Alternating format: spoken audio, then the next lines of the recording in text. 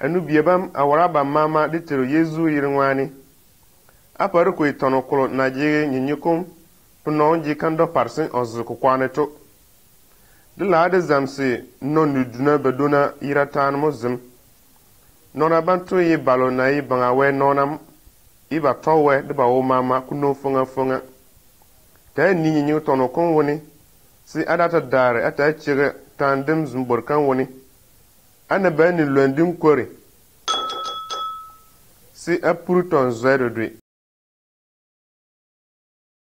nyinyu de duatu Jacob ne ganyino tu nona belebam na nyinyu konto woni to yi yuamu de dua yirmo Isawa de yirmo Jacob bako de yirmo Isaka ye Abraham bumu kuno fonga Abraham de odigetina mama den to bangawe de baworo dua yuwa banto de nu yirmo Rebecca Isawa mu na kwitu untu de yipatormo we de ma ngoro de Rebecca owe Jacob mu ba di na kwi Isawa yuni ani nyinyu kone tere duama Isawa nonga obasonga i Jacob wura osan odua Isawa ne tuo yi kontutu kana ma jigo kontutu oma lor Jacob se okudiukum opo Jacob mata de do owe na la yin na kwi nyore mpane de yiga sikudare si aka udiukum apam na kwi nyoro mo yi wono tulo bakowum na tiga odare si bakweto kuna ye chigatu Jacob yalla wontunto si oma dirmo opa otete kana naje Isawa to oda obunjwa kuma browe o pe we zula la yirane upukan yiran mo onia kuma pasi okwe na kwi nyoro wontum oleni onyaro wudiu yi odi Jacob yirin kurmo ni ganyino otuti ye obucharno we kulukun onamiyako ozimbaronto balana bangawe tinni owe Jacob mo ba otaye nonkamunu odwe Isawa yikuna na yitetu we bala sidi kwe tunga kalna balana de magani di dona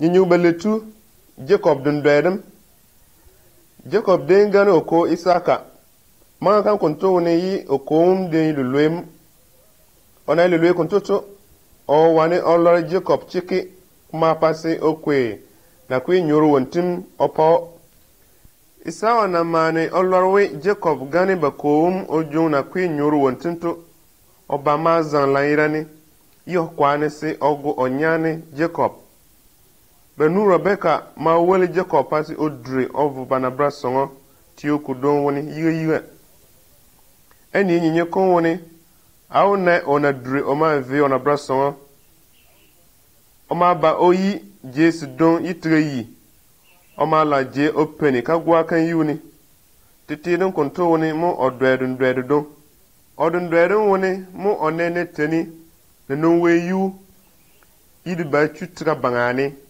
iwe marse toda su dini we isikor su tu su tuitra banga we ma ngone di Jacob owe amomo ye Abraham di Jacob we amo ko itra kanto munetika bangane to apa mmo di nditi na mama se atati kapra kodar nor wolo mama na otikanto bangane to wuna we solim modi ndi di mbiya yirwani amota moteni i atakure atani bangane me mama mona ovoto Jacob na duo zanzane to olorwo bangawe mu ngone de do na ichigato we o wane onuntu laone oba o ngone de ne bina tra bangani yobani we den lorwe Jacob ni ganyim kontuto bangawe taji damsi o wane o lere nona bal mama na ki o balwaro tra bangani yobani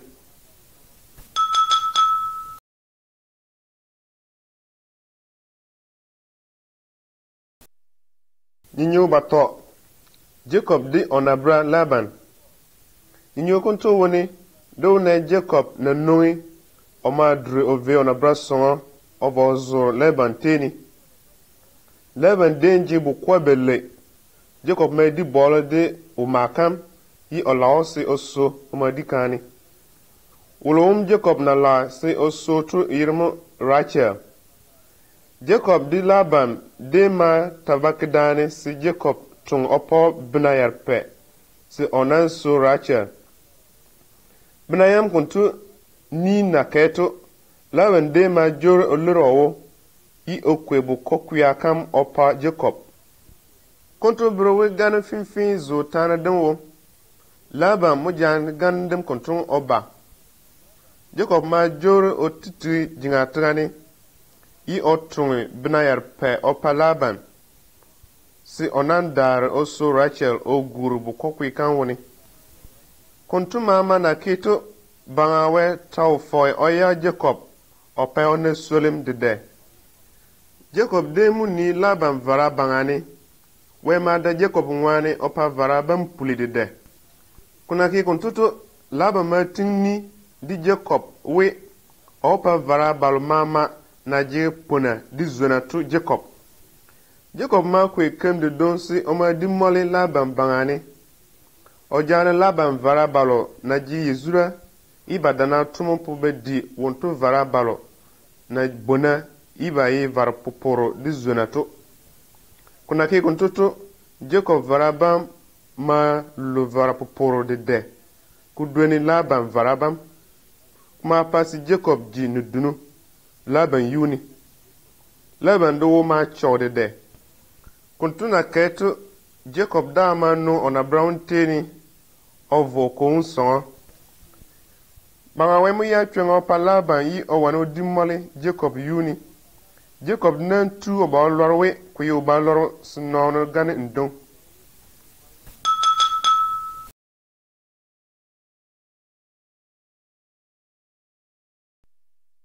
Ninyo banatu Jacob jer bangawe.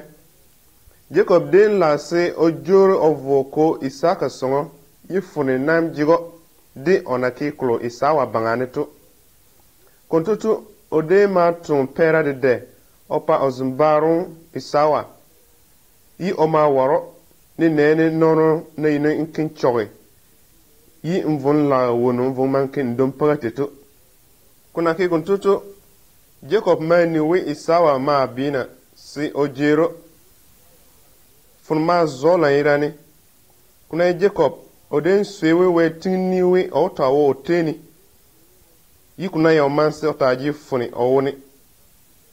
Kuntuma pa Jacob maki siri si ojere ozimbaru yodarochi otiti.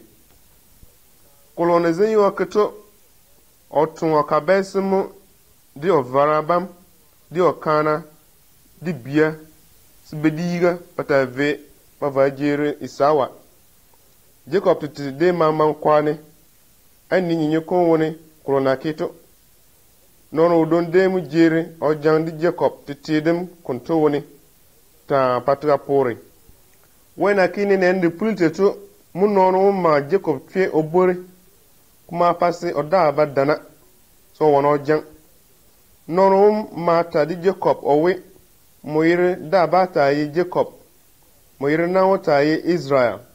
Israel yirdun kuremoye o jang de bangawe. Jacob titi lorwe nono wo de dona jang to yi bangawe titimu.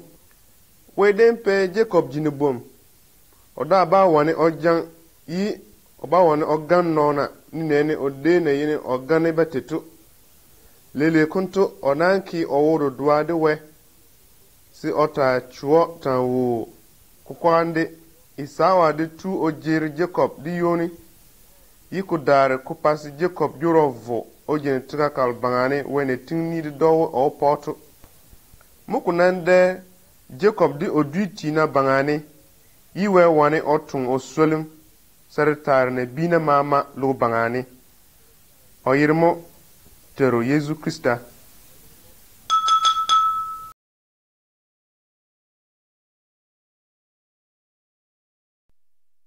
Nyinyu banutu Joseph dundwerem Jacob ulum na Israel denji bakar fos lemu buwolo ona swetu chiki oja gal tu yirma Joseph Rachel bu kuya kamo konto Jacob den kwe garboramu na tini kaji chiki opa Joseph sikubrowe o sode de ozumbaraba na ne kontutu baban mazan dido iba ji pusunga di Joseph titi di donimu Joseph dwedun dwe nyinyo kontu wone awne Joseph na wura ote odun dwedum obro ozumbaraba mbadona mukutumu ode ngono obro ozumbaraba akesi ata adun dwedum abre abam am drewo de bam mama okara nemu dura de tre kasuro am kasu gurindim mazan de zewe yuni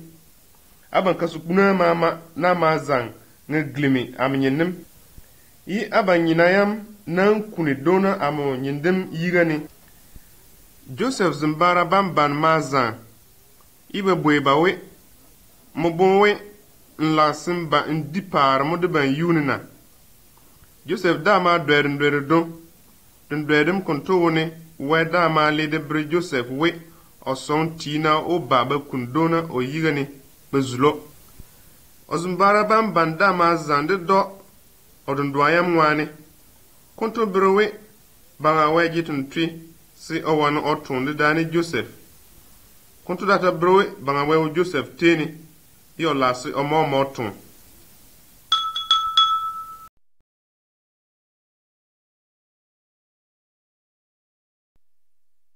Nyinyo bardo ba yeg Joseph bapa Joseph zimbara bam de muni ba kopi bangani deredre mo Jacob mata obre Joseph owe ve mvu ni zimbara bam je sinni ba ji yezurana sindare ni varabande ni dina sinjorun ban tambrone Joseph mano obosi obere ozimbara ban je Ozumbaraba na niyo kuntutu bama kini dani si bago bama jo badule bade vul kroni ko dare si bago tu mo banne nona badona na noe isma tina bidon woni bayi pipina mo bama ke ba vetio kudon ko yirmo Egypt Joseph Zimbaraba de dwa yirmo Yuda untuma boyba owe be nyoromo de baunne dinago dinyane Joseph apadi jo di yerde pa Ismael tinabam ani nyinyo kon woni Joseph Zimbaraba na leo velden woni ba yirba pa ibadar bago bon bakwe Joseph gorbora kamba de janaban woni ba maki kamama iba nam kweka ba javu bapa bako Jacob bako na ne garkum de kuyira janaban kuntoto o ma lorwe gavarum jano ogo o ma chowe I okwila irani anu bieba ani pusunga yinkulukum na bala na yini ku yinkulukum na jano wulwanomu de tuturite wontulu mama banga wena yapti Joseph to kuna yachiato tsi wulwano ama onto wono pati jiwularo tipo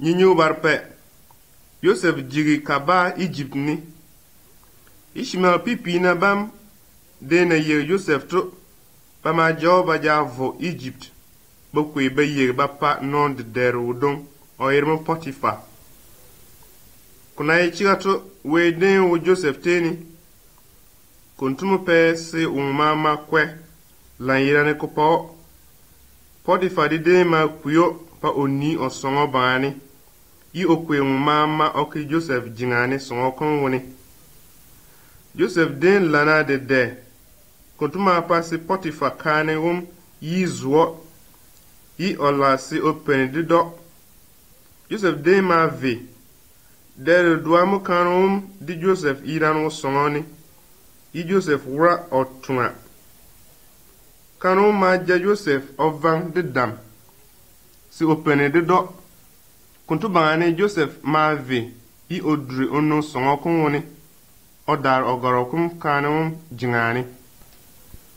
Potifa kanum na lase o cho Joseph yutu o maje Joseph garokum ovu obro baron I owe ni Joseph yana kwani si openi didani amo. Kuna ki kuntutu ba maje Joseph baki pina digani. Chia ngwani Joseph ki owu ovi sugum duweliri.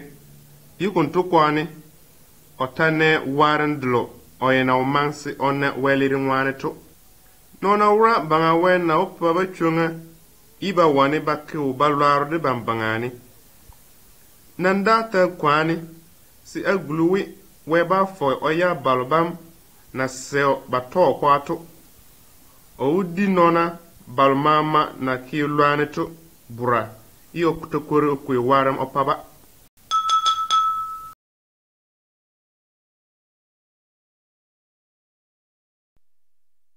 Ninyo nana Joseph zo pina diga. Ninyo kontoni do ne Joseph na o pina diga ni.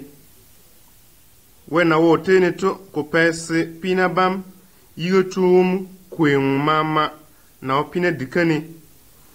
Baki Joseph jingani si otoni tubani o gurde pina bantete. Nona ba dombele mu be den jane ba gurde Joseph baki pina digani. Titi de doa mo pina bam bele bam de doa dredun dre.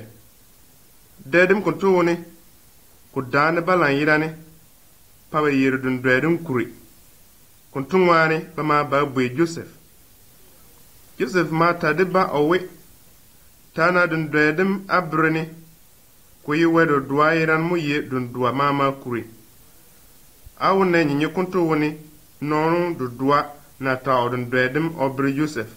Non ta di Joseph owe am dun dredum woni mo amne kinkanga tiyo na zga am yigani dika nesi to I am nanze na zunguru a jingani I adare amwe kinkesim akez na zunguru woni I anankwe ajavo apapeun ona takunto otito Joseph na ma lidun dredum kuri obrnon otawe dayato ne yia ba olimo pina digani iba yansin jorumvo ntantum papeum ni nene nde na mantum tetu no udom de dama ta odun dredum obro Joseph wontu dun dredum woni obrowe dayato ne yia ba olio iba na wotrosiu obani baguno yu flem. Dayato na keto bama sini bali no wumdu dua pa ojur ovo otun opa peum ibadare bali no wum badi siu obani.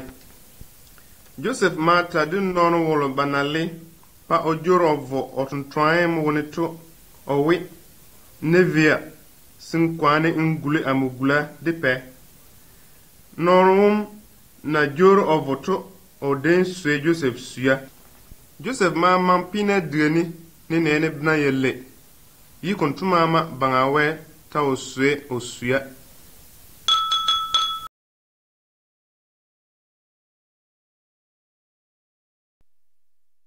Nyinyo no peforokum dundwayam. Norum na o nyinyukun woneto I Egyptina pemu. Utu odom I odredun dredudum we onen na kumuna terpe munum teze na barani ni tidiga ona zo ni kuntutu mo da ne na ti don na tirtino terpe tintuba ji yezura tirtino tima kwe na kumuna tim tili pe onda ma juro odredun dredudum ona kama na bene dutrane payenno yepel biya kumuna yoda na yedon na num yanto yi kaman balor wono na popo ye kwe kama kumuna yam yeli peonde ma bwedun dredum kuri oswa tina banteni sibalor babro iba wololo yerdun dredum kuri kuntuna keto mun nono wolo peum de na jane ode pina digani yi ojuro le pomba ote otonto na nguli Joseph gula o mata de peum we nono dongo pina dikamuni o wadun duwa kuri o lora peum ne nuguntuto o ma pasi bali Joseph pina digani iba joba ba ote yi onanta odon dredem obro Joseph mata de peum o we banga we lase obre mo kulum na la ko batumu udiu uba chiki bina yarpe Egypt ni ko kwani kanado uba bina yarpe Joseph na mata obre peun nkulo ona oketo chiga ngwane peun tistiden lorwe we jur la komo Joseph teni kuntu kwane peun na ma kwe pare opa Joseph si otayi mama yutu kwe Joseph yara ya mama onane onwia wunetu o ma brio wularo si o wani otun tuntun chera dulo na okwande ma binetu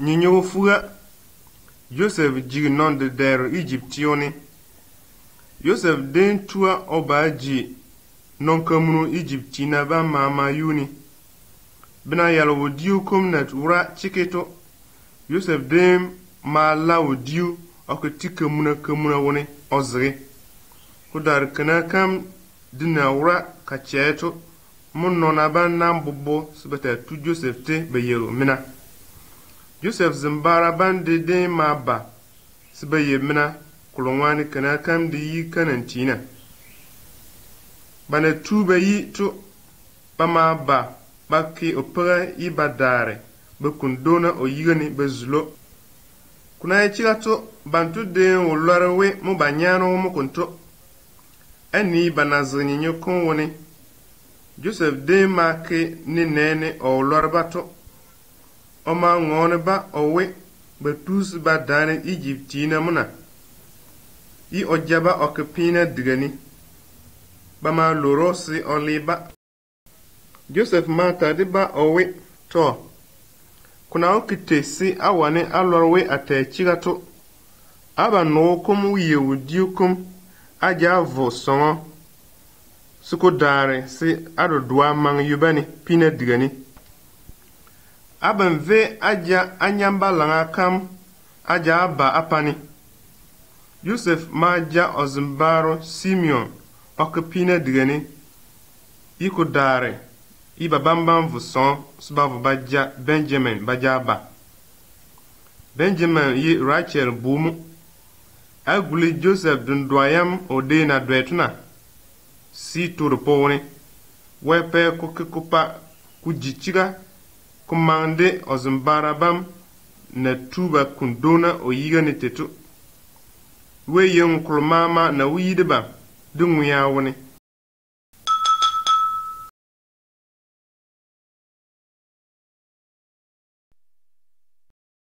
nyinyo fuodo dwa Joseph le otete obre ozimbara bam makam banedi baudiu kumbe tito Joseph zimbara ban dama jesiba jor bavu Egypt mu banama veto bamaja Benjamin bakra baja tobavo ine Joseph na peniwo bajoba bateto Joseph den jiwu polodi onane ozimbara bam di onyan Benjamin to de konto di o pese baloro odinda ma paba mena de yi oyabe chungani ko darasi oyabe chungani to mu okwesebu di sebusunga kopo o sere ba yelo tun woni bana kebe yiga to mu otun tunu pa ovu oyibe chungani otaba awe bayengwina fune ma zubala yirani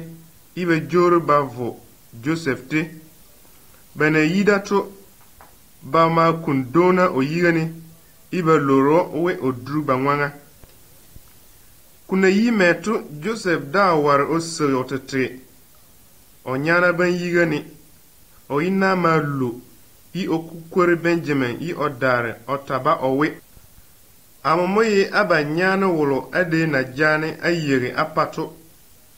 Wemo pe amoji Egyptina mama yutu. Anankelela avwata brodiko si amama to dane abayo. Bina yenu tamugia si kana kamke. Amnambata la si abampu kana ngwani.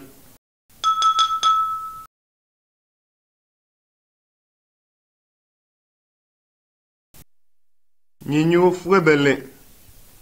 Jacob di Joseph jeridan Egypt ni. Joseph zimbara ban de ma joro songo bafubata babre bakum. Wi Joseph tangwe. Wontumi Egyptina mama yutu. Jacob wolo won yire na yi Israel to ose wo batana demi chiga. Konto kwane Jacob de odretina mama mazan. Ba laba wono bakdani ibavu Egypt. Odema jiu polo na irande onene Joseph to. Ninyo konni awne Jacob de Joseph. Na jirdani Egypt yone. Jacob mura ose Joseph biebambele solem. Dudwa kan yirmo Manasa. Wowon de yirmo Ephraim. Jacob gare ojayamo pa otingi ojazim jingakam mubalanga Ephraim yuni. Kontubrowe wontumu wudi okowum gare. Joseph di Ephraim bia bande mu jige chikamunu Israel bia ba mama woni. Kuna dane finfin to mu Jacob tiga Egypt yoni. Frode mazu Joseph zimbara ba. Kontuma pasi ba bon. Badeni na ke luane dlo Joseph bangane to. Kuna tute to ba ma vo ba loro Joseph we okwe ba welira o ma cheba. Joseph ma lerba owe aban den bonse ake ulongmo amo bangane. Wenam pe ku pipri ku ji ulao. Suku wane ku jon ne bina de nwia. Joseph den yi nonkamunu benwane we jurla kum mu we oteni. Anu biebam abando wane alore Joseph wedem ake awro dua azluwe. Banga weje wularo we opammo nwiane. Wontu yirane mu wane okwe ubalwaro tlo na uyi mmoto. I oke pati ji wularo tipam. Api prison borka.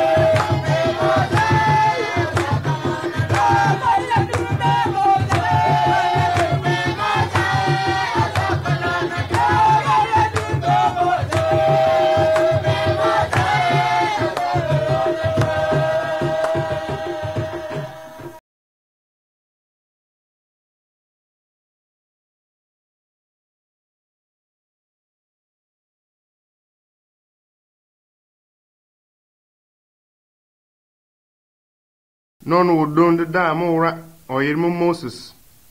Wontu de de mu jongi o lo nona bam o yare ka bejingani.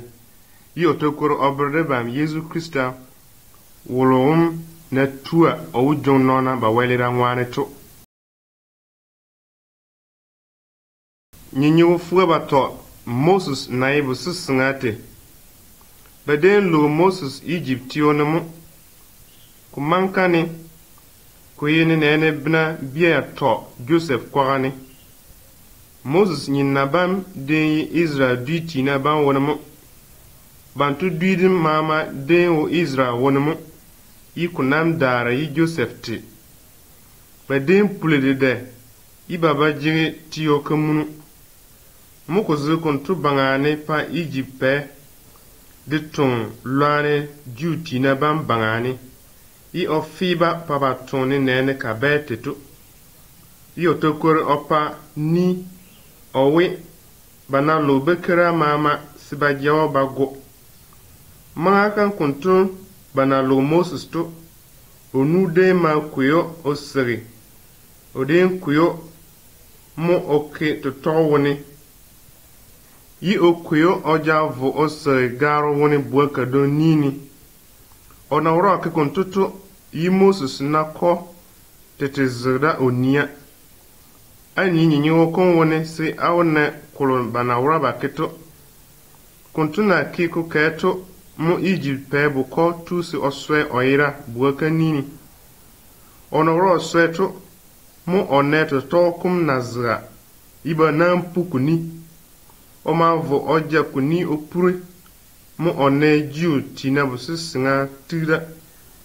Yi onan lara. Pewon buko madre buun wanga. Kuntu mama yi Moses bubalanga kantiti na kochiru to ozgda. O yirmo Mariam. O ma bwe pewon buko owe. Ave aja jiu tina kana bando dua. Aja ba apans beni buun banganen bapanna. Pewon buko ma ler owe Mariam makilela ovu ojabu singa kamtitinu ojaba se oni buun bangani. Moses jiri non kuya Egypt pe songonemu. Kontumu pe se owane ozansi Egypt na bam kikie mama yi onamba oji nonka munuto.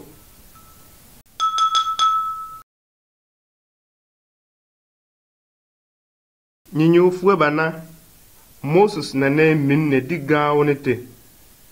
Dere duamu Moses ne Egyptina bam na jigi otutu duitina bam bayara.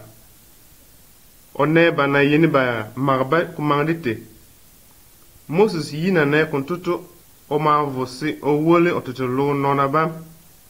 Kuma pasi o ma Egyptun du dua ogu. Onagu nono wumtu o mane we nono neo. Yi kuna na ichiatu nona de neo. Bana nyoto ba ma vubata ba brupe. Kuntu ma pasi Moses dure ono pe songo kongwe. Ovu Jesu don. O mangda kuma ve benafi na. O de na zoro me tu bola di piu kulo. Bana bonwe sana ito mo. Jesu kuntu ne mo banga we de bre Moses kulo onao. Ma omaton juadene to. Moses de ni no udon pen banganemo oiremo Jetro. Ma kanto mama yi juti na banwe yara wonemo Egyptione. Kuna ura kuntuto bama loruwe yi odrubangwanga. Dere dwa Moses jana opensim ovugao.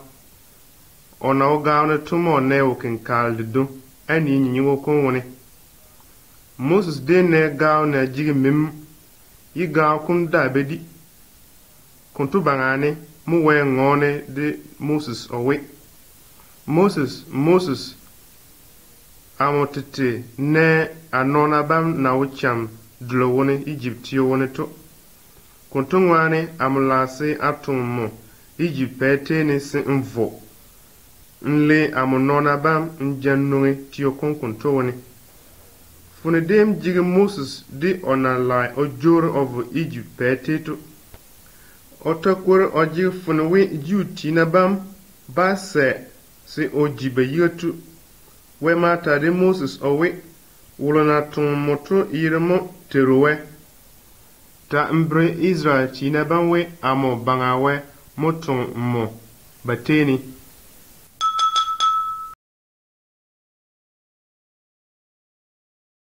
Nyinyu fue benu Moses joru Egypt. Moses den se oto bangawe na brote we oketo. Ode ma sini o joru ovo otete loti na bente Egypt ni. Ode dane ozimbaru Aaron demu ve Egypte bata de doba we. Teru bangawe Israel tina na to wed luto motong. De ban moteni. O wede tare bronwe yang chunga mpa amnona bam siba viri. Peunde ma lirba owe amu yere terubanga we kuntungwane abapa aban chunga. Tana dimne tu kuntuto peunde foe opa Israel tina bam na chamdede. We mata de Moses owe tambro inzimbaru Aram si okwe odachia kam oditrane peun yigani. Onake konto kawu jibasin kuya peun yigani si olare. Nyinyo kon wone au ne Aram ne kuyo dachia kam odi yika jibasin kuya. Ijipe na ne kontoto odma vo obon olirimantina pa bade ba kwe dachi baditrane yisi jibasin kwe peun yigani. Aram dachia kam maja liritina bam dachi sim kali. Controberwe Moses de Aaron wedim dan daga de dwe Egyptina guna de belirmantina mama. Di terubanga wedam gale de dwe na bina na me batiti jiabama mo guna yaloto ibe pa yezulato. Weda ma pasi Egyptina ban na ban jijana ko pasi ba warbanyo yuna ban de ma tua. Kukwane peun tau se opa Israel tina benchunga. Weda ma kepas nanjwe de buntwaro de kaira ba supuli de Egyptio konwone. Otama kwere opa dua kandua ba ya friba menayam ya chowe. Kuta wolda ba vara de mati de yi ne bina bantete de te ba gurda. Dere duwa mutuwa kam de kilim kontu ta daya to. Kontu mama na keto Egypte ta uya chunga opa juti na bam sibenoi otio konwone.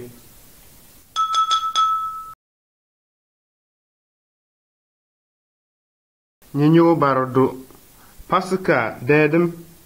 Banga wedin ta de Moses we olase opa Egyptina bukuya mama muti. Wena bonse oke kontutu onama pa nikana ya don Moses di oditi naba. Oma pa ni owe jutu mama di odinia jesi bago bon di pemu. Bana bago varabam banana kwe varum jana bama tar babwartinia. Bana ki kontu beti sibasang nonabam badi sibadare bakisiri. Weda mata di jutina we titini amo ba aberi Egyptiga ni mama yi apasi nono wul mama na yi okobo kuyatuti. Kukwane amo pa waram Egyptina juna ya mama amoteru banga we mota kuntu. Kudari janabam abaname ake abwartim ati amunane janabam kuntu awu gale ake ye amubake abanwulong. Kuna ki kuntu kuketu Egypt tu mama bukuya masin kati. Peun titi bukuya de mati. Kuntu bangani mu Egypt peum na ma bonwe Moses de Aaron ye ota de ba owe. Ave aja adwiti na bam mama aja no amutio konwone. Avo asuzule awedem. Bina de na kaeto bangawe tun obodua Yesu Krista si oba. Oma ba okwe otete oma kane wede banwani. Kuna ye chigato varaban jana demu jong juti na bam. Lele kuntu Yesu jana namu ujong de ban de walira nwani de dana tun bangani.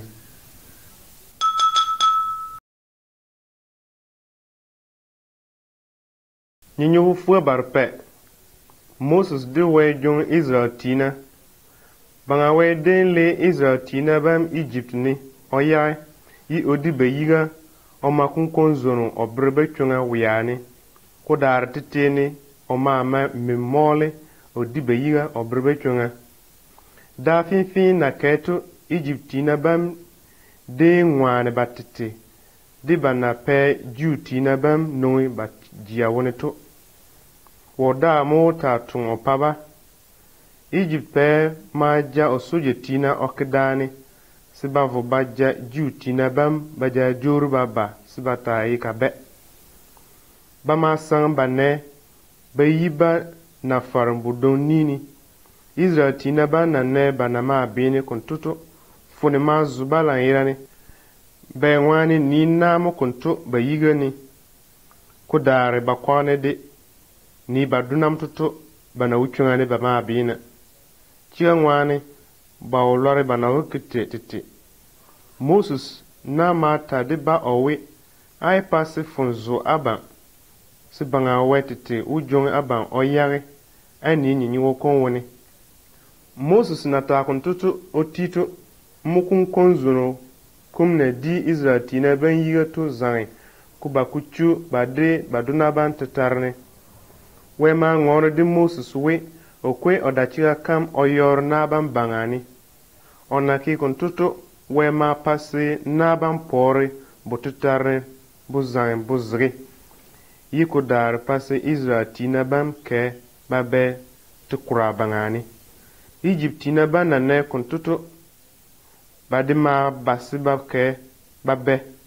We ma pasi Moses kwe odachira kam oja okidani yi kudare pasi naban jorubu ba dani. Egypt tina bam mama de mati. Israel tina ba na ne wedam kuntutu ba ma kiba odo dua ba se Moses pa oyi ba yutu.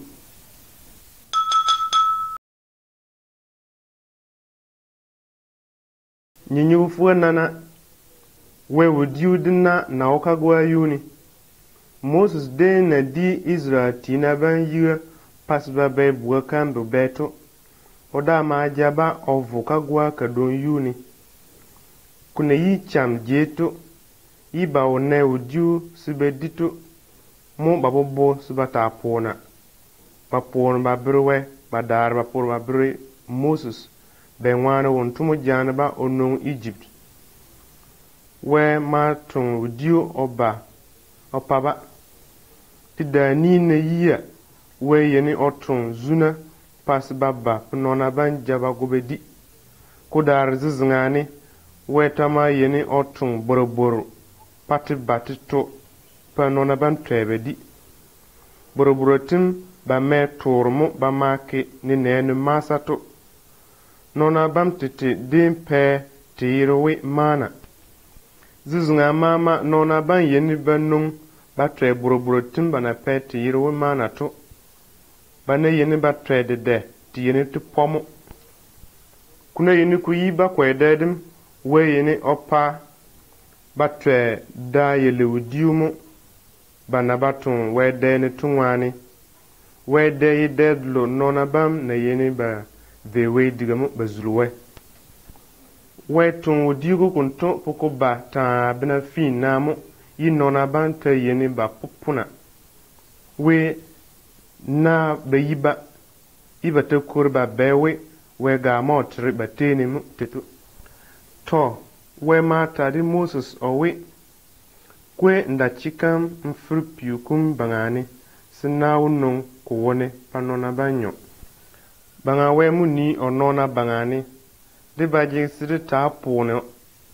Won tutete uta ni balmama na ki ba oru dua i ba siyo ba pozulato.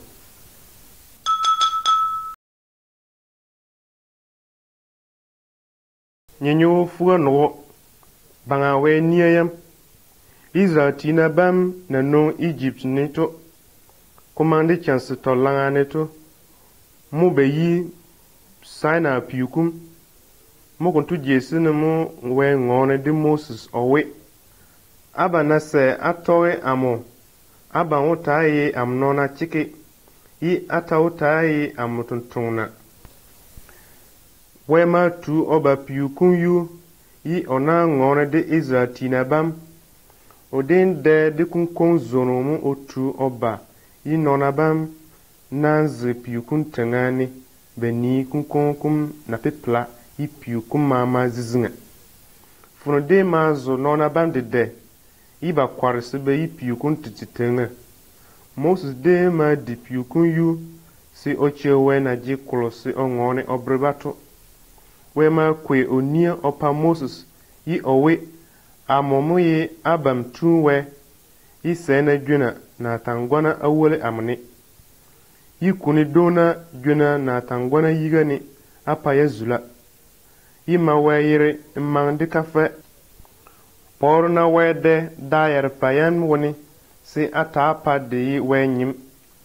tanzulin ko de nu yi zangi ngunono yi peni di nono kani kalaga ngwani si kani di peni di odong baro yi ngo kulo yi fo va mpa ndong yi pa yi su ndong nona wonu mo banga we nye ya mutinto opupune ya mo kandwa paris bangani opa Moses pa oje tu oba opa onona ba nona balmama na owane ba to nye yanto mu polwewo na bina mama nan ke ba choy we nia yam kunto mu kunto ngwane di mama o ne banga we warndem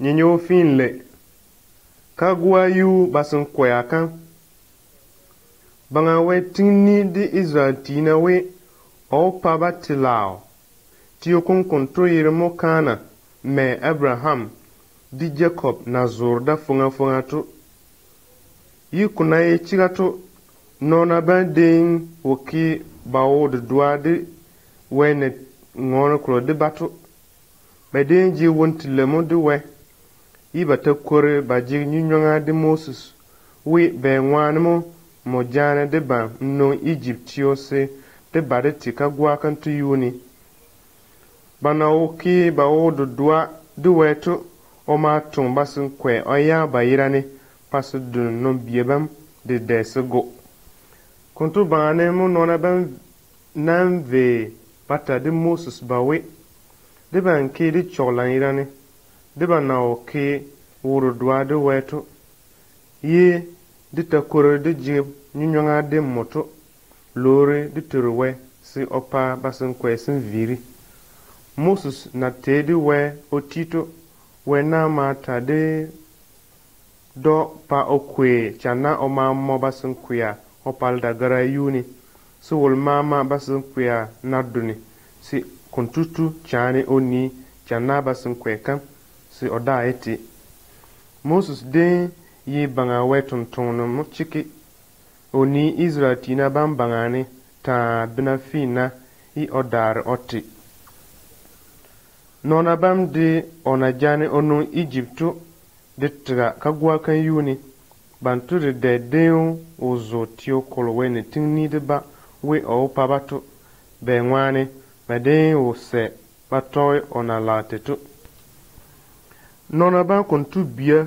mu we pese ba zo tio konwo anu bia bam ta yena we tinni de dane de ban we o pa de vote lao de natka kuntu ngwane ai pasiri viweni ni nene Israel tina bende na viweni teto a pasiri ta jige wudo dua de bangawe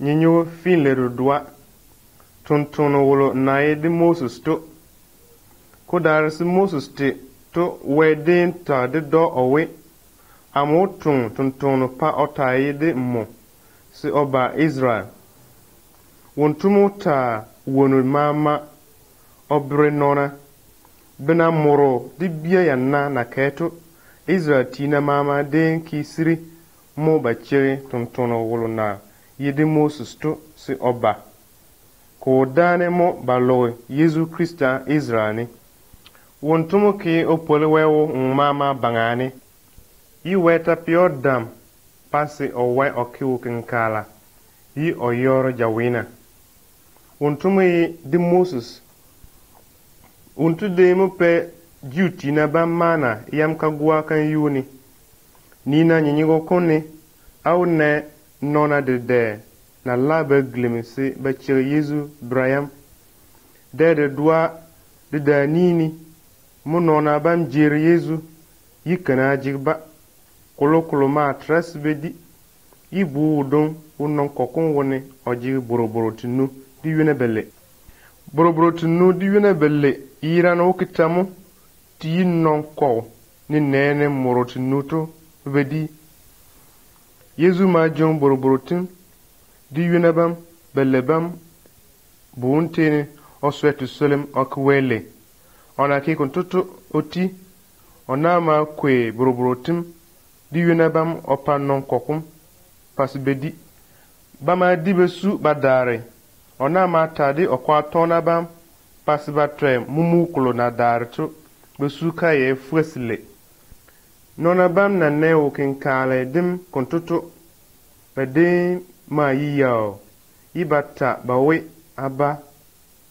muwe tuntono wolo na mansi obato mutunto Yesu nam ma tadi non kokum owe amumuye udiu kulo na pel nona nguya weteni funga tu abanna bara dim na weka gwa kan yunitu bedi udiu kulo yire na ye mana tumu I bata ulu tuni amuyi udiu kulo na nungi weti launi yi kujige ujuru kupane binatu ulo na di udiu kum kuntudum owunna nguya weteni si kutaveu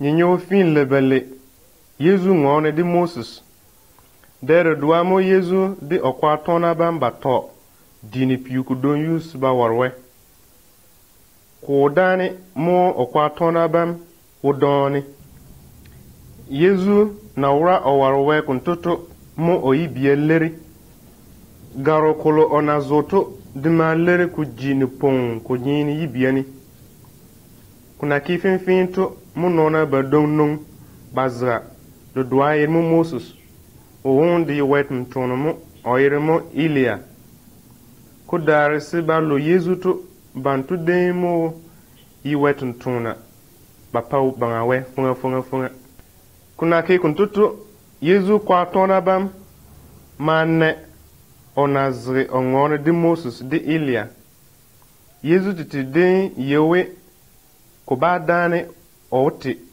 o ma lirtane dim kontun obre Moses di Ilia Yesu kwa tona ba ne triba do kontuto ba ma popo bazan weni ibane Moses di Ilia yikodare yikunkon kamunu ba ku kwelba funma zuba bamani wena ngone de ba owe amu bumutinto wolum amuna tonsi oba achiri kulumama ona obre abanto kura kampuntu na ngone katito mo Moses di Ilia dike badao neba Moses dentra yikodare yi ozo Israel tiokonwo ovetla wete Yesu de jese otimo otusi obrode banchunga sire toka de lorwe munidlo wene tingsi de to mukunto munguya kalo balmama na to Yesu iba kworo dwa de to wunna wetin mukunto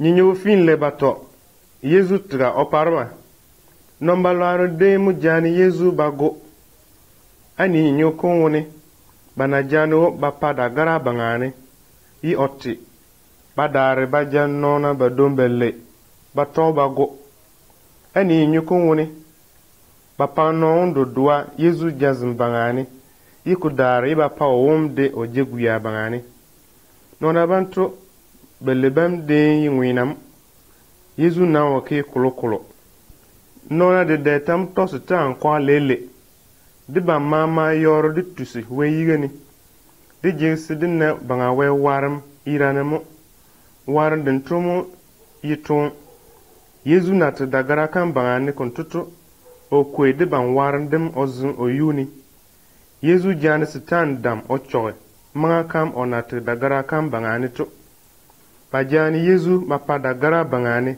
nene Moses na kwe chana o ma moba sun kuya o pale da yuni tetu sikupa nono wul mama na se Yezu to si o jungo tonu woni banga we tini o jina bina sunu yo tun obu dua so ba lo banga so wul mama na siode o wuro dua to da ina chom so o dar ona nguya kal na be kwelu to we teni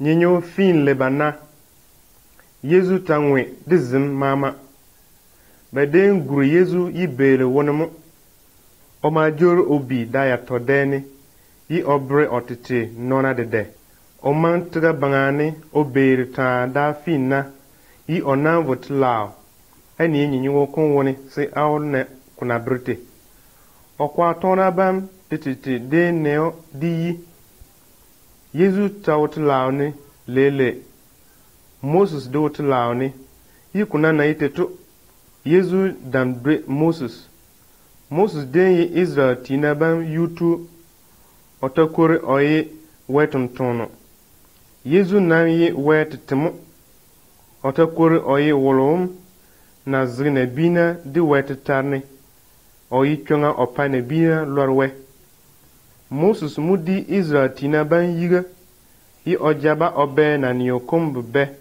pasiba wani be lu baduna jingani Yezu nam tu si ojong balmama na siyo siba totumo na bina mama jesiba kuri chunga rodwamo batoy ona kwe sitani chunga ovutisinga kudara ona kwe Yezu di chunga kam ovutilao Yezu wujoro obatra banga nene ona bitun woni yi ovutilao titu Oba oja balmama na kiba odo duaba siyoto ovu banga wete tilaoni. Anu bieba akwana si abon lanyirane tana dinto na bire abanteto. Ki nwodo dua di Yezu si nsiyo si oujungum oyare.